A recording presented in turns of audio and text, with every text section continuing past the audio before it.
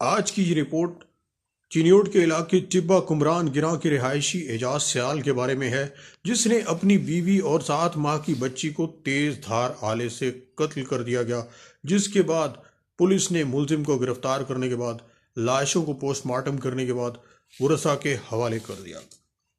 لیکن اس شخص کے جرم کی داستان اور اس کا مجرمانہ ریکارڈ اس سے بھی زیادہ بھیانک اور سنگین ہے۔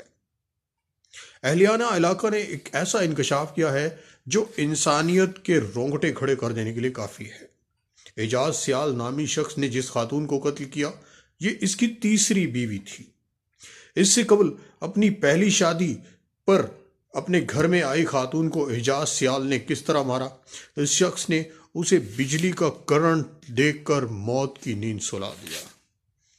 اسی پر بس نہیں ہوا، اس کے بعد اعجاز سیال نے دوسری شادی کی اور دوسری شادی کرنے کے بعد اس نے اپنی دوسری بیوی کو زندہ جلانے کی ناکام کوشش کی، جس کے بعد وہ اس پر مسلسل تشدد کرتا رہا۔ خاتون نے اپنی جان کو خطرے میں دیکھتے ہوئے اس شخص سے طلاق حاصل کر لی، اور اب پیش آیا یہ واقعہ جس میں اس شخص نے اپنی بیوی کو ایک تیز دھار آلے سے قتل کر دیا اور اس کی بچی کو بھی موت کی نیند سلا دیا۔ حیران کن واقعہ ہے، حیران کن انکشافات ہیں۔ پہلی بیوی کو موت کے گھاٹ اتارنے کے بعد قانون حرکت میں کیوں نہیں آیا تھا، اور اس کے مجرمانہ ریکارڈ کو دیکھتے ہوئے اس کی دوسری شادی کیوں کر دی گئی؟ کس نے اس کو اپنی بیٹی دے دی تھی؟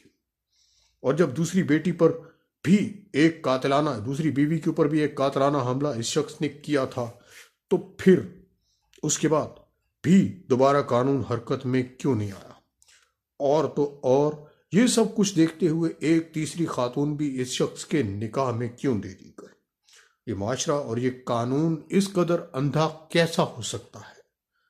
ایک شخص کرمنل ریکارڈ کے باوجود دندناتا پھر رہا ہے، تو کیوں اب تک 2 لوگوں کی جانوں سے کھیلنے پر اس شخص کے خلاف کیوں کارروائی عمل میں نہیں لائی گئی تھی؟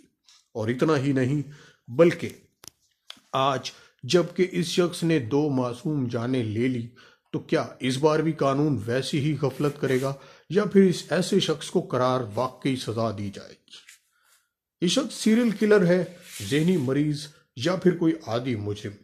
اس معاشرے اور اس قانون نے اب تک ایسے شخص کے لیے گنجائش کیوں رکھ چھوڑی ہے؟ انہی سوالوں کے ساتھ مجھے اجازت دیجیے، جرم کی ایک اور بھیانک داستان لے کر جلد ہی دوبارہ آپ کی خدمت میں حاضر ہوں گا۔ تب تک کے لیے خدا حافظ۔